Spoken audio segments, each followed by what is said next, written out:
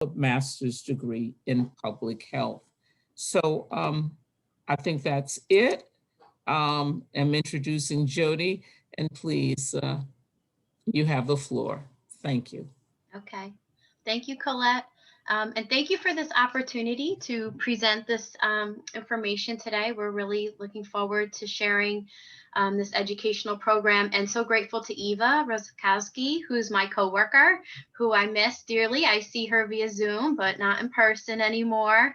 But she's fabulous community educator. She's a, we call ourselves community engagement managers.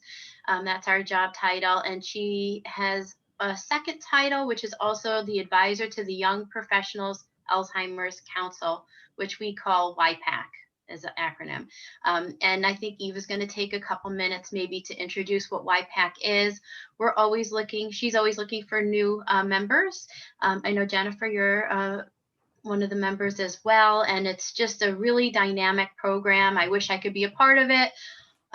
That younger component I kind of aged out of, but it's a really exciting group of individuals, and the things that they do are really so impressive. So she's going to talk a little bit about that. Eva works in Westchester, and she has a Master's of Science degree in Organizational Change Management from the New School, and holds a BA in History from Hunter College from City University of New York.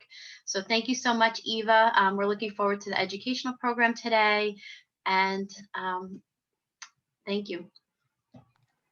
Thank you. I just wanted to also make sure, Jody, are we doing healthy living or understanding? I have both ready to go. Just wanted to make sure. Okay. I think we're doing understanding because I think that's what Colette just mentioned. Yeah. So we'll do okay. Just making sure. I do have both ready to go. So no worries there. And I can jump in if you need me. No worries. All right. Thank you, everybody, for joining us today. So again, thank you so much, Jody. Thank you, Colette. Thank you, Jennifer, for inviting me to speak today. I'm so excited. And as Jody mentioned, I am a community engagement manager for the Hudson Valley chapter of the Alzheimer's Association, and I am also the advisor for the Young Professionals Alzheimer's Council. If you know of anybody in their 20s or 30s who care about the cause, care about, doing things for the end of Alzheimer's and dementia, please send them our way, send them to me, send them to Jennifer. Jennifer is actually a founding member of the Young Professionals Alzheimer's Council as well. And she has done amazing work for the group since March of 2019. So it's really been a wonderful, wonderful time, for us to take part in fundraising for the, also for the awareness component. So really, if you are interested, if you know of someone who is in that age range, who is a young professional, who cares about the cause, I definitely would recommend that you send them to us. All right, so what I am going to do at this point is I'm going to share my screen. If there's any issues, Jody, you can unmute yourself and just let me know if there's any issues with the visuals or the audio. Okay. And I'm just going to stop my video because sometimes I find that that works better if I'm sharing my screen. And let's see if this works.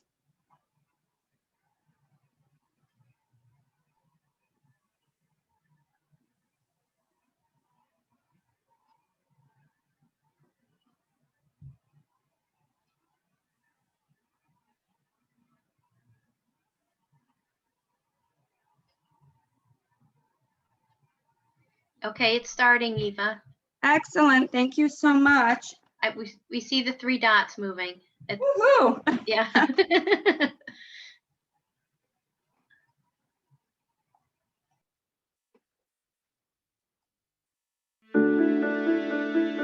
Can you hear the music as well, Jody? Yep, we can hear it. Great. It's perfect.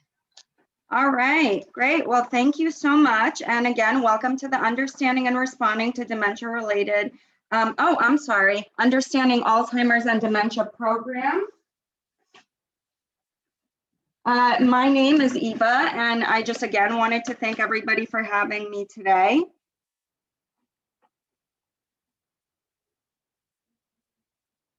So today we're going to take a top-level look at Alzheimer's and dementia to give you a broad understanding of it. And by the end of today's program, the goal is for you to be able to compare Alzheimer's and dementia, to recognize how Alzheimer's disease affects the brain, to list the risk factors of Alzheimer's disease, to identify the 3 stages of the disease, to recognize current FDA-approved treatments that can address some of the symptoms of the disease, to also describe how scientists are working to advance research. I know that that's always a big question. And as always, we're going to name the resources available through the Alzheimer's Association.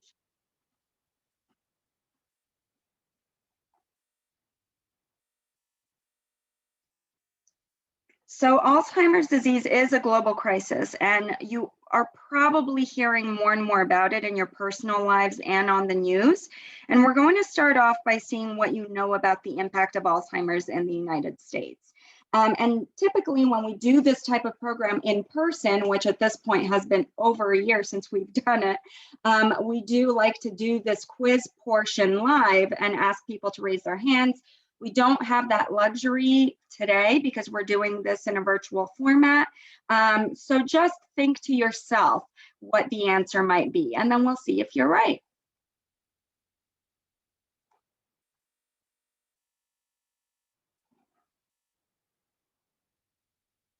So the first question is, how many Americans are currently living with Alzheimer's? Is it 850,000? Is it 5.8 million? Is it 12 million or 3.4 million? And the correct answer is actually 5.8 million. So if you guessed that in your head, then you are correct. Barring any developments in prevention or treatment methods, this number is actually projected to reach 14 million by the year 2050. I will repeat that again. This number is projected to reach 14 million by 2050. And currently, an estimated 50 million people worldwide are living with dementia.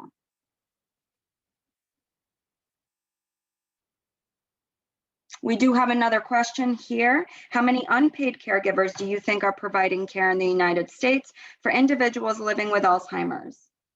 Currently, 16.2 are providing unpaid care for people with Alzheimer's or another diagnosed dementia. And I will say, because I talked so much about the Young Professionals Alzheimer's Council, we do a lot of outreach to younger caregivers. And I will say here that 1 in 6 caregivers are millennials. And more than 80% of care provided at home is delivered by family members, friends, or other unpaid caregivers. And this disease really takes a personal toll on the individuals facing it, as well as a financial one. Over half of employed caregivers report having to arrive late to work, to take time off, or to quit altogether due to caregiver demands. We're going to also take a look at a short video now that's going to provide us with some more statistical information.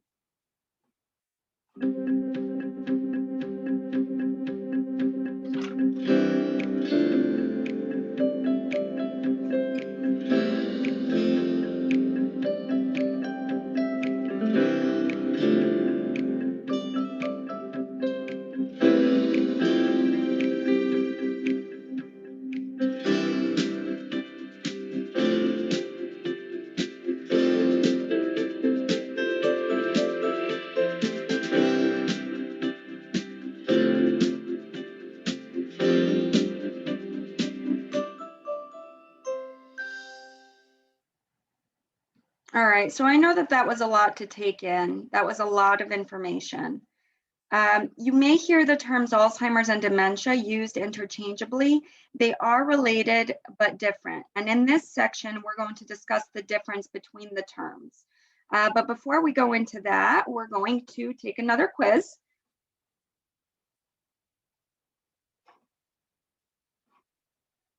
Again, you're just going to guess in your mind. All right, so this is a true or false. Alzheimer's is a normal part of the aging process. If you guessed false, you are correct. Alzheimer's is a brain disease that causes problems with memory, thinking, and behavior, and it is actually not a normal part of aging. That's an old school mentality there.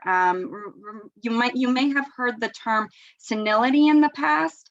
That term is actually retired. It's not used anymore because with that term senility, that term was used when people thought that Alzheimer's was in fact a normal part of the aging process.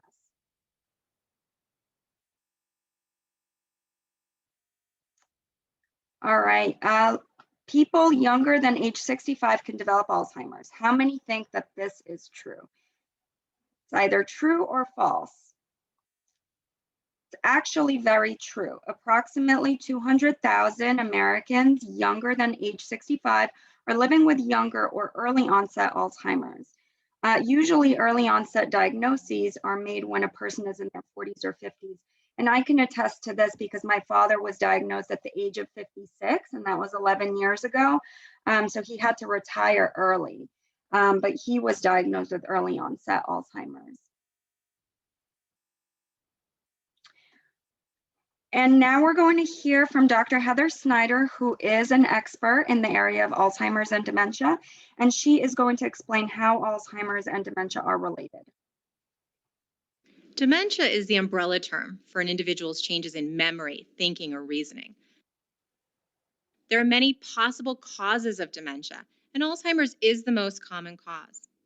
Other causes of dementia are vascular dementia, which is marked by changes in the blood flow and the blood vessels in the brain.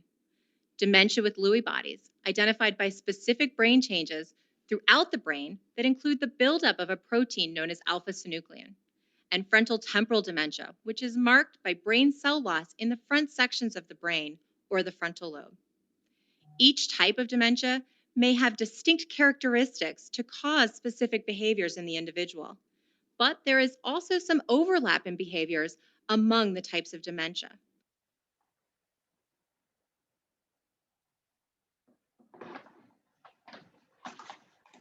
Certainly, having the diagnosis of Lewy body was helpful in our planning because we began to understand where this was coming from in the brain, where otherwise we would not have known. Like we knew something was happening, but what was it? To give it a label actually helped, although it was a big umbrella. It explains some of the characteristics and symptoms that we were experiencing and seeing. Okay, and just to give you an idea of exactly how many different types of dementia there are, this is a non-exhaustive list. But obviously there's Alzheimer's, which accounts for about 60 to 80% of all dementia cases. You have dementia with Lewy bodies. Sometimes people get diagnosed with mixed dementias.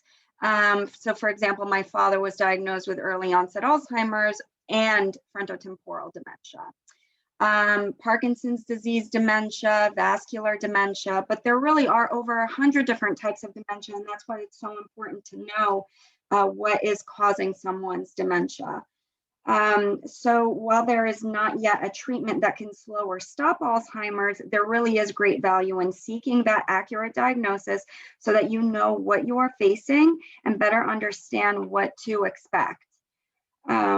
So for example, Lewy body dementia tends to be a more aggressive form of dementia, and frontotemporal dementia doesn't affect memory as much. So it's very, very important to know what type of dementia somebody has.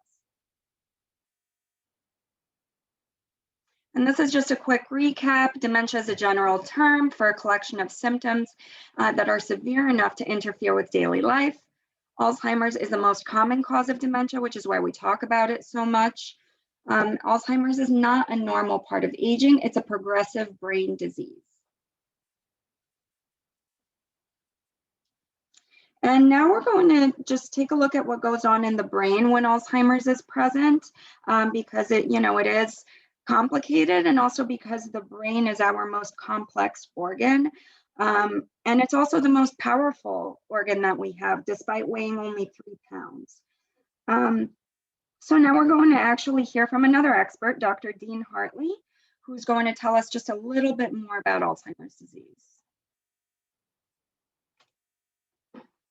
More than 100 years ago, Dr. Alice Alzheimer's described specific changes in the brain, what we call the formation of plaques and tangles. Now, Alzheimer's is a progressive brain disease that's marked by these key changes and is thought to impact memory, thinking, and behavior. The brain has three main parts: the cerebrum, the cerebellum, and the brainstem. Each one plays a role in how the body functions. The cerebrum fills up most of your skull. It is part of the brain most involved in remembering, problem solving, thinking, and even feelings. There are about 100 billion nerve cells or neurons throughout the brain that transmit messages in order for us to create memories, feelings, and thoughts. Alzheimer's disease causes nerve cells to die, which leads to the brain tissue loss, or what we call shrinkage, and causes loss of function and communication between cells.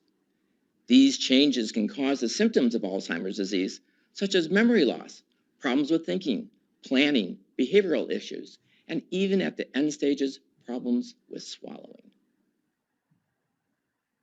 Okay. So more than 100 years ago, Dr. Alzheimer described specific changes in the brain, the formation of plaques and tangles. Alzheimer's causes nerve cells to die, which leads to shrinkage in the brain. And one fact that I can say on this is a healthy brain weighs about 3 pounds. A brain with advanced Alzheimer's weighs about 1 pound, just to give you an idea of the damage that this disease causes to the brain. It changes, the brain changes result in changes in memory, thinking, and behavior.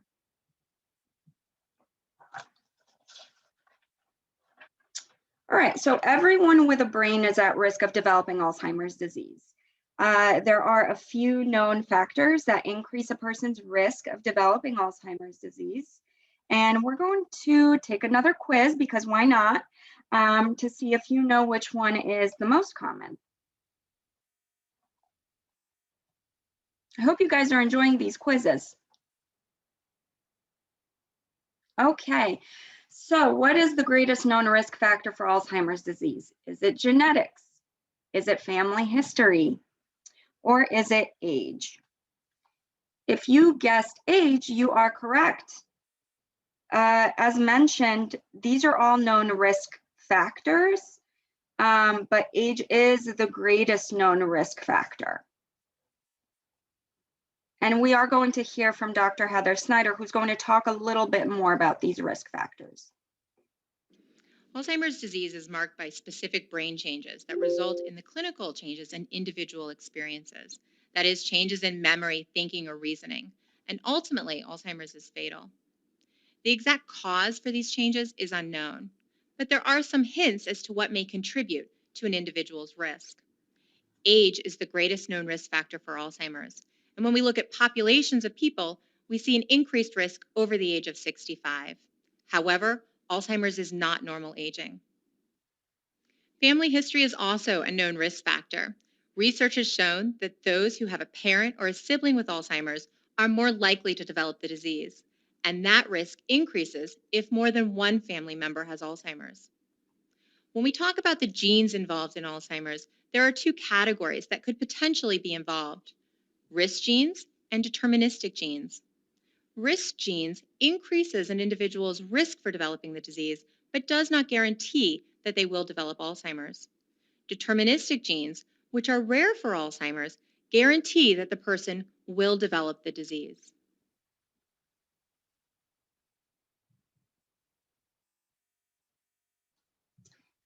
All right, so now let's take a look at this slide, which tells us the populations that are at higher risk. So Hispanics are about 1.5 times as likely as their white counterparts to develop Alzheimer's and other dementia. African Americans are about twice as likely to develop the disease as their white counterparts. And almost 2/3 of Americans with Alzheimer's are women. Actually, an estimated 3.4 million women are living with the disease today. And we know that women live longer than men making them more likely to develop Alzheimer's.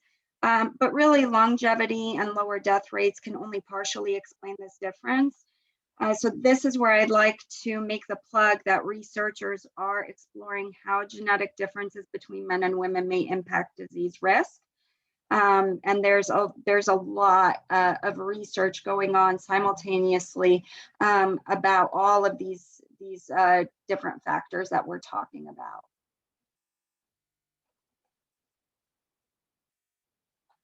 So to summarize, Alzheimer's disease involves the failure of nerve cells, the exact cause of which is still uncertain. However, research has identified risk factors that increase the likelihood of developing Alzheimer's.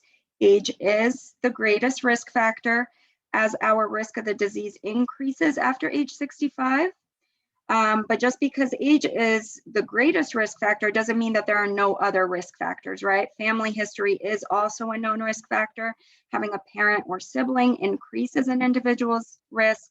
And there's two types of genes that are associated with Alzheimer's: risk and deterministic genes.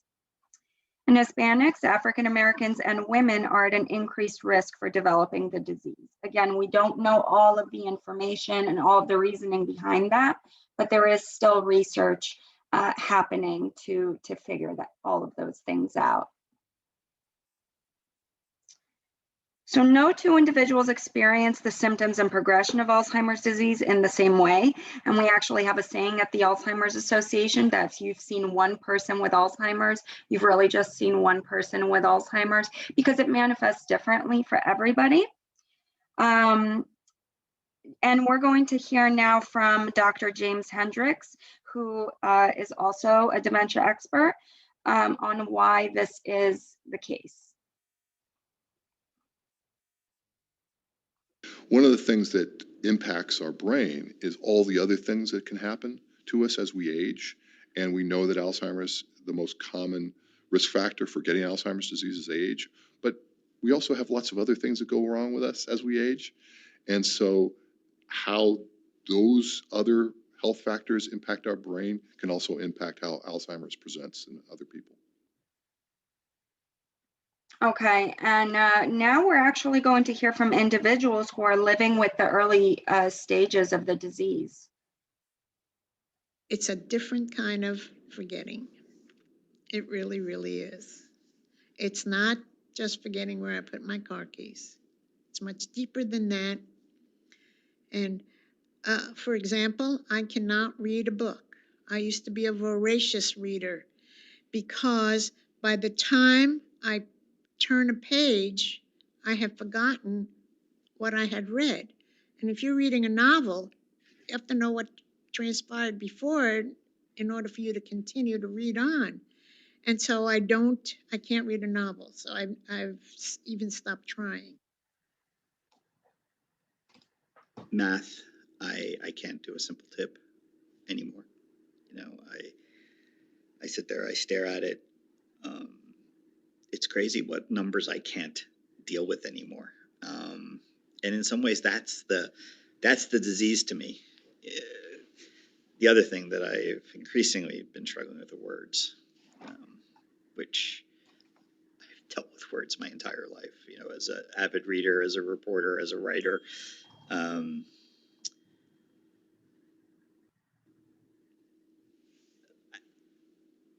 I struggle with them now. I'm like an overachiever and when you're unable to deliver or you're not performing at the same pace that you once did before, that's frustrating. It's frustrating to not know where you place things. It's frustrating to not be able to explain to someone the problems that you're having. You can't articulate it in a way. It's frustrating to read something and you forgot what you read. It's frustrating to continuously have to change your password and you just changed it last week and you're constantly doing the same thing over and over again. I think the thing that surprises me the most about my dementia is that it is progressive, and I'm finding that I'm forgetting more, And they do memory tests for me all the time at the doctor. And so that becomes a little disconcerting at times, to see my cognitive impairment continue to decline. But again, I really have hope. I don't live really in the future. I can't live in the future. I can't worry about what the future is going to bring. I have to live for today. All right, so the individuals, as I mentioned, are living in the early stages of the disease. Symptoms do worsen over time for everybody, but really people do progress through stages of Alzheimer's at different rates as their abilities change. On average, a person with Alzheimer's lives 4 to 8 years after diagnosis, but can live as long as 20 years, depending on other factors. And now we're going to hear from Dr. Heather Snyder again, and she's going to explain the 3 stages of Alzheimer's disease. Alzheimer's affects everyone differently. As a result, it's difficult to place a person in a specific stage of the disease. However, there are 3 general stages that are commonly referred to as early, middle, and late stage Alzheimer's. In a medical context, you may hear these stages referred to as mild, moderate, and severe. In the early stage of Alzheimer's, an individual may be able to function independently. However, they may start noticing more frequent memory lapses. Friends and family may also begin to notice difficulties in the person, and a healthcare provider may be able to detect problems in memory or concentration by conducting a detailed medical interview. Middle stage Alzheimer's is typically the longest stage and can last for many years. Damage to the brain cells can make it difficult to express thoughts and perform routine tasks, and this can lead to increased feelings of frustration and anger. In the final stage of the disease, an individual loses the ability to hold a conversation, control their movements, or respond to the environment around them. Cognitive skills, that is, their memory, thinking, and reasoning skills, continue to decline, and this can lead to personality changes and need for round-the-clock care. All right, so as mentioned, it's important to remember that the stages of Alzheimer's are general. And because each person living with the disease has a unique experience, we really can't always neatly place an individual into one specific stage. Some people exhibit symptoms that overlap stages, but the stages do allow you to gain a general understanding of the progression of the disease. As Alzheimer's progresses, the individual's behavior will change, as does the role of a caregiver. And these stages can help caregivers prepare for what to expect and understand how to best respond to these changes that their loved one is experiencing.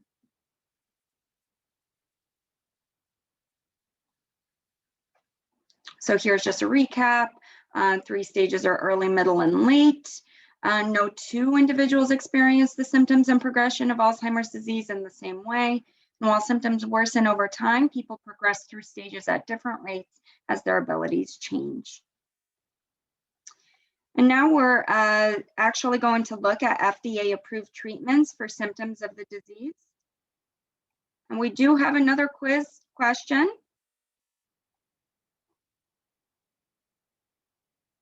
It's also another true or false. There are several drugs available to slow down the progression of the disease. True or false? If you guessed false, you're right. There currently is no treatment to prevent, treat, or slow Alzheimer's disease. However, several drugs are available to address some of the symptoms of the disease. And we'll listen to Dr. Hendricks, who's going to talk about this a little bit more. There are currently several drugs that are FDA approved to treat the cognitive symptoms associated with Alzheimer's disease. They treat the symptoms, but they don't treat the underlying cause. So eventually people will progress, but they do treat some of the symptoms and help people for a time. So the first class of drugs are cholinesterase inhibitors. These drugs work to prevent the breakdown of acetylcholine, which is a chemical messenger found in the brain that's associated with learning and memory. There are 3 FDA-approved drugs that are in this class of drugs. There's Aricept, There's Exelon, and there's Razodon. There's another class of drugs that's modulates glutamate, which is another chemical messenger in the brain that's associated with learning and memory. And this drug is called Namenda. And then there's a final class, which is actually a combination of cholinesterase inhibitors and glutamate modulator, and this is called Namzaric.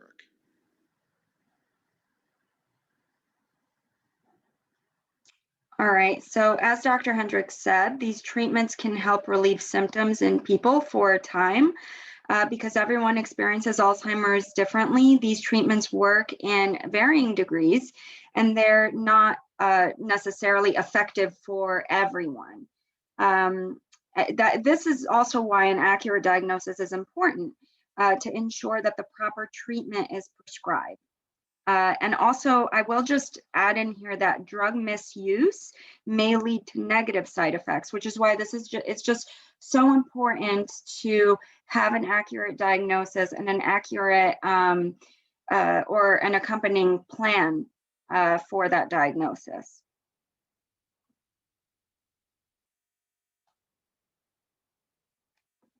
All right, so here's just a snapshot again of the 3 drugs that are approved by the FDA to help manage Alzheimer's symptoms. And these treatments only address some symptoms of Alzheimer's in some people, and they absolutely do not treat the underlying cause of the disease. All right. In the last decade, researchers have made enormous strides in understanding how Alzheimer's disease affects the brain. Many recent insights point towards promising new strategies for treatment, for prevention, and for diagnosis.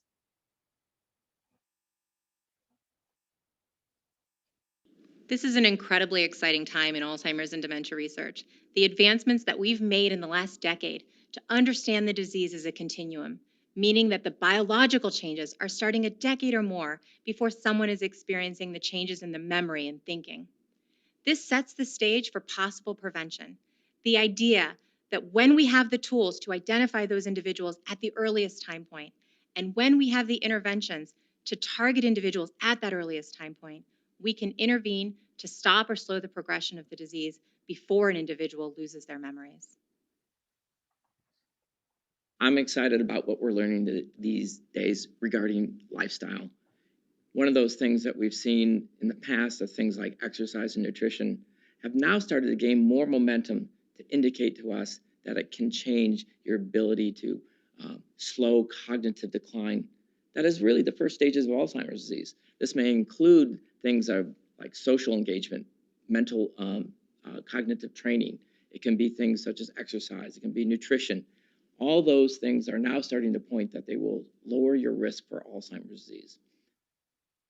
So as we just heard, there is a lot of hope for where we're headed with research related to Alzheimer's. One of the key ways to keep research moving, and I can't stress this enough, is through clinical trials. Scientists are looking for new ways to treat Alzheimer's, and there are many drugs currently in that research pipeline. But recruiting and retaining trial participants is really the greatest obstacle, other than funding, to developing the next generation of treatments for Alzheimer's.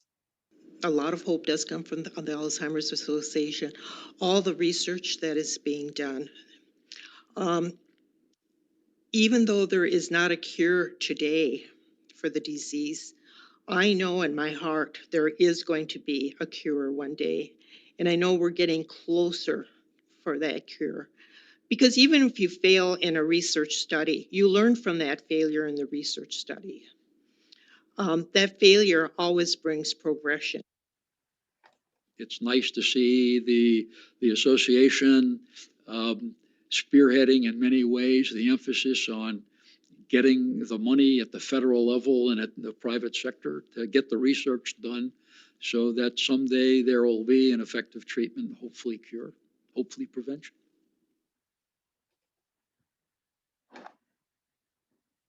And we're going to hear from Dr. Fargo. It's more important than ever for people to participate in clinical studies. The fact is, right now, we don't have an effective treatment to stop Alzheimer's disease. And if we don't have people participating in clinical trials, we never will.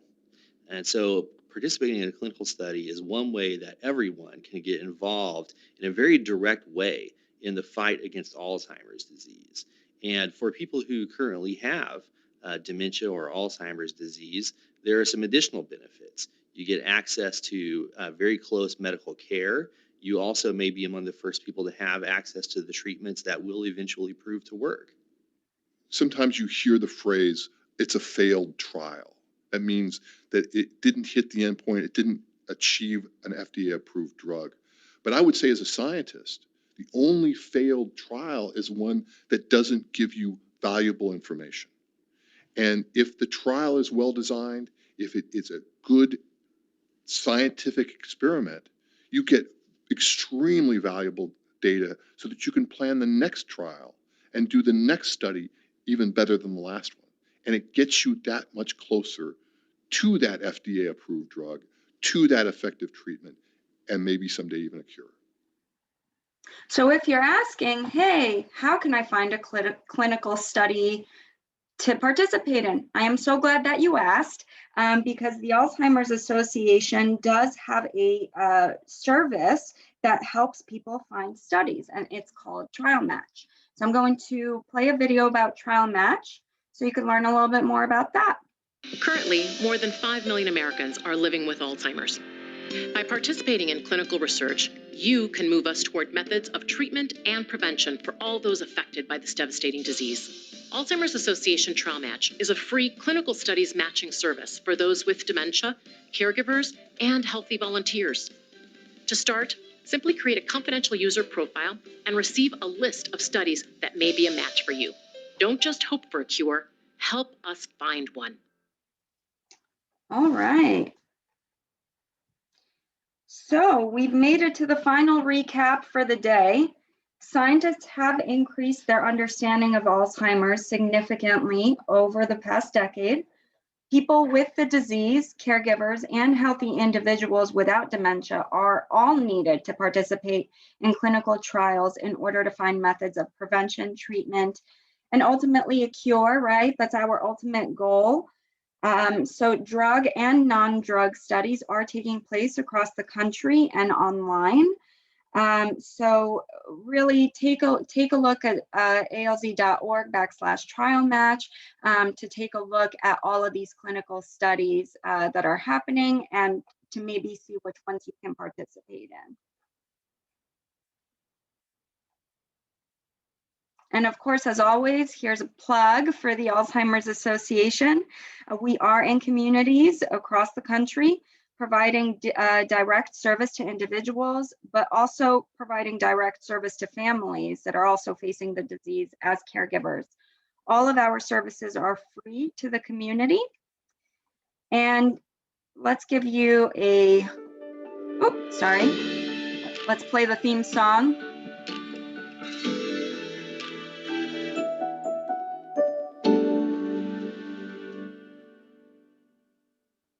This is our mission. The Alzheimer's Association is the leading voluntary health organization in Alzheimer's care, support, and research. Our mission is to eliminate Alzheimer's disease through the advancement of research, to provide and enhance care and support for all affected, and to reduce the risk of dementia through the promotion of brain health. You can always reach us at this 24-hour helpline, 1-800-272-3900. Check out our online resources at alz.org. We have so much going on. And also, I wanted to give you a snapshot of our services. Well, let's go back to this actually. If you call us at this number, the 1-800-272-3900, you'll find out all of the resources that we have available. We offer one-on-one care planning meetings with master's level social workers. We hold support groups. We provide educational programming, and we also arrange joint enrichment activities for caregivers and their loved ones with dementia. Currently, all of these services are taking place virtually or telephonically, just because safety is at the forefront of everything that we do. And right now, there is no in-person engagement. which I know is a big loss, but the Alzheimer's Association is still here, business as usual, providing help in any way that we can. And also I wanted to add that we're always looking for volunteers to help us with our cause. So if you want to fundraise, if you want to help get the word out about our signature fundraisers, or whether you want to get involved in programs and services, if you want to get trained to do a program, such as the program I did today, we have so many diverse opportunities and ways that you can get involved. And you can even get involved in our advocacy efforts, or as we already mentioned, trial match. So to learn about all of these different wonderful opportunities, you can visit volunteer.alz.org. And thank you so much. I'm going to stop sharing my screen now. And I think that we can open it up to Q&A. Hopefully everybody heard that presentation and there wasn't any blurriness on the visuals. Okay, good. I'm so glad. I do see. Thank you so much, Eva. That was amazing. Oh, sure. You're welcome. Thank you for having me. This was fun.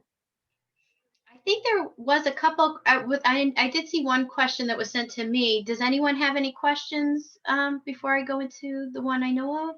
I do.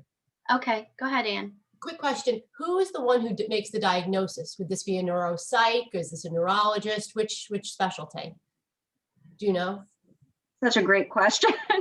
So what we do always say about a diagnosis of Alzheimer's is that it's a diagnosis of exclusion, and it's actually a very long process. You usually start with your primary care physician, who will direct you to other specialists, and that could, so usually you will get a referral to a neurologist, sometimes a psychiatrist, sometimes a geriatrician.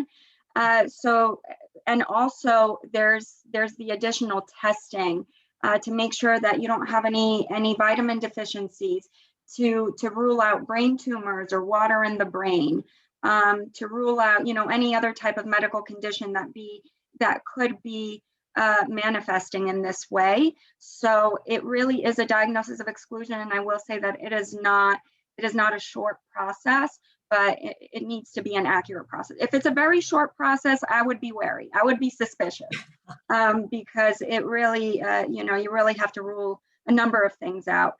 Jody, would you like to add anything to that? I know that's a loaded question. No, I think that's exactly true. I think sometimes people are misdiagnosed because it's easy to just jump to the conclusion that someone has Alzheimer's, but there is a diagnostic procedure, first that like Eva is saying, it's ruling out that somebody doesn't have a problem with their hearing, or somebody isn't depressed, or isn't having a problem with their thyroid, or isn't taking a medication. There's so many things that could cause memory loss or dementia-like symptoms that are reversible and perhaps aren't even dementia at all. Somebody could have a brain tumor. I mean, there really are so many other factors that need to be ruled out. And then, we kind of go through that screen of how many different types of dementias there are. And again, 70 to 80% of the cases are Alzheimer's, which is a natural reason to jump to the conclusion that it's Alzheimer's, but it's not always Alzheimer's. It could be that Lewy body dementia. Somebody may have it, vascular dementia. So that's why it's important to kind of go through that initial process and then go for the MRI or the PET scan. And based on what, the PET scan is more thorough, yet it's a lot more expensive. So there has to be a reason for a PET scan for, Medicare or insurance to cover it. So it's a tricky process. So really getting to the proper professionals is key. But typically I would say a neurologist is the most commonly person to diagnose. So really getting to that, and we have lists in our office, well, not in our office, in our computers these days, in our homes, but we have lists, and it's really helpful to know. And there's memory screening clinics. Westchester's a really great location in my mind, because I'm from upstate New York, and we would have to drive to Rochester. We would have to go to Syracuse, so here in Westchester, you have Yonkers, the Center for the Aging Brain. We have Burke, but there's so many different resources. The city obviously is incredible. So we have a lot of great resources at our fingertips where we can get the best of the best physicians. So yeah. Thank you both. Thank you both. I'm going to touch on another question that I saw, which is studies that are currently being done with regard to an advancement in treatment. And one thing that's not a study, it's a medication that's in phase 3, is the medication by Biogen, and I'll try to pronounce it, but I won't do the greatest job. It's called aducanumab. That's my best shot at it. It's really exciting because I can say, having had worked in long-term care and haven't seen a new medication on the market in over 15 years, this is really tremendous that this medication may soon be approved by the FDA. And it's not, so when somebody has Alzheimer's, they have Alzheimer's. And there are some medications, as was mentioned in the presentation, that can help with some of the symptoms, but they actually don't slow down the progression. So they help with somebody's memory and thinking and day-to-day activities a little bit, but the disease is still progressing. This medication can perhaps reduce the amyloid plaque in the brain. So it's actually hopeful that it could slow down the process. So that's a really exciting medication by Biogen that's getting close to FDA approval. We do a lot of advocacy, and that's one thing that we're working on in hopes that we could get that approved sooner than later. But in terms of studies, I have an app on my phone, and it's the Science Hub by the Alzheimer's Association. There's so many studies going on that I actually have this app that you could just look and see what's going on. But there are many studies. One that the Alzheimer's Association is, we're the largest nonprofit funder of research, but we also do our own research.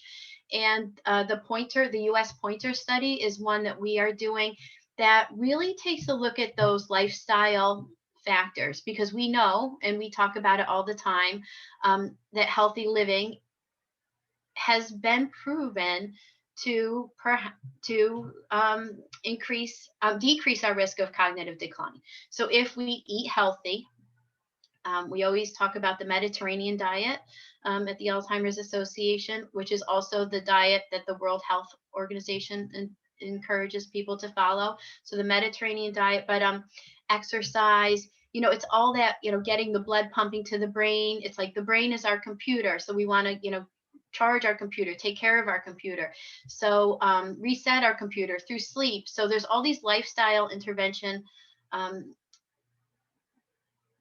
lifestyle choices that we make every day. Am I drinking enough water? Am I taking care of my gums? There's a study I just saw recently about gingivitis and the chance of gingivitis causing plaque in the brain. So there's really a lot of studies going on. The US Pointer study, I would say, is one that really I would encourage anyone to look at, because those are simple changes that we can make every day. Get up and walk. I wear my Fitbit. It's not the prettiest thing, but I wear it and I look at it and it motivates me. So those are, some of the things that we talk about at the association. Unfortunately, like I said, there aren't a lot of medications out there, but there are a lot of studies, and we're hopeful for some sort of enhancement in treatment. We have our flowers. We have 4 different flowers at our walk, and we have our 5th flower, which is a white flower, and that's the first survivor. And we can't wait for that day, when someone holds that flower. So, we're really hoping and optimistic that there's a light at the end of the tunnel. Anything else, Eva, you want to mention with regard to that?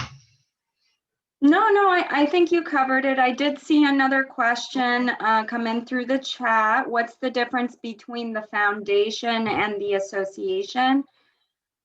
So the foundation we're not affiliated with. If you want to learn more about them, maybe if you call our 1-800 number, 1-800-272-3900, maybe they would have more information on the foundation, but I can't really speak to what the foundation does. Jody? I get their emails. I've actually attended some of their programming. I think that they're a little bit more of like a nationwide. We're more in the community. I would say that would be the bigger difference in my mind is I don't think there's offices like local offices like we have. But I really can't comment either. I do think our missions are very similar. I'm not 100% sure other than, you know, we're very similar, yet I think we're a lot different in the terms of like being more involved with the community and providing care and support. I think they provide some programming, but it's more at a national level and not as much on a local level as well. We do both, we do both. I think that's it. I don't see any other questions. So I did plug my contact information in the chat. I'm also plugging in our 24-hour helpline, our online website. And yeah, I just wanted to, again, thank everybody for having me. I'd be happy to come back anytime and do another program. Well, Eva, thank you so very much. And Jody and everyone who was on today, so much information. I did have, though, another question for you both. Has there been any uptick in terms of geriatricians? I know that there are so few around. I just wondered whether or not, there's been, any kind of increase because they're so needed. And that's what I really don't understand. We have this population that is clearly aging everywhere. And geriatricians, I believe, could be so very, very helpful in this area. But do you happen to know any stats on that now? Has there been any growth? I personally don't know the answer to that. I'll obviously pass it over to Jody for her comments as well. I personally don't have the numbers on that, but I will say I 100% agree with you that field should definitely grow because people are living longer, right? So it would make exactly. It just makes sense to have more specialists that focus on the aging population. Right. I unfortunately don't have those statistics, Jody. Okay. The last I knew, it was decreasing. For some reason, people aren't specializing and going into a niche like that.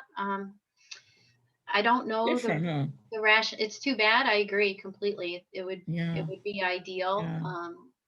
But no, I think can't figure it out. Yeah. Mm-hmm. And anyhow, I would also like, Jen, if you could just share information about this going up on Care Prep, I'd appreciate it, and how they can get to Care Prep. Sure. So we have recorded this wonderful session. Thank you again to Eva and to Jody. And once we have the full recording, we will put it up on our Care Prep website. Care Prep is a website that we have that houses our webinars on demand. So we have a really nice video library there now. And this video will be posted on there probably within the next day or so. You can go to careprepwestchester.org and then simply click on webinars on demand, or I can put the full URL in the chat. I believe it's careprepwestchester.org/community-partnerships, and then there's a slash, but I will check that and just be sure. Thank you. Can I do one more plug? Oh, please. I'm sorry. Please. So next Saturday, a week. Oh, please. I should be making days. You should, yeah, right. Colette. I believe you're going to be involved in that. We have a really cool symposium coming up, and it's first a showing of a film called In Our Right Mind, which kind of goes over the different struggles. And we know, based on our presentation today, that African Americans and Hispanics are at a higher risk for Alzheimer's disease. So we're going to have a really terrific panel discussion based on this film. And Colette, I believe, is going to be our chat monitor. Are you involved in Mhm, that too? mhm. So I don't know if you have any more comments to add, but it's really exciting and it's a Saturday, which is nice so that we can kind of take time from our schedules to attend if we can. Well, all I can say is that it's really going to be dynamic. Uh, um, uh, Dosine Gashard, who is the chair of the Alzheimer's Association, has put this together with her, I think it's the diversity, your diversity committee. And Diversity and inclusion. we are very excited about it. We have been sending out information, and it's in our weekly update. I also sent out a flyer alone about it. So please pass it on so people, can join and can listen to just a number of people talk about, scientists talk about the disease, see this wonderful film and hear this great panel and just enjoy this information that is so extremely important. So please, as a matter of fact, I'm going to have my class to join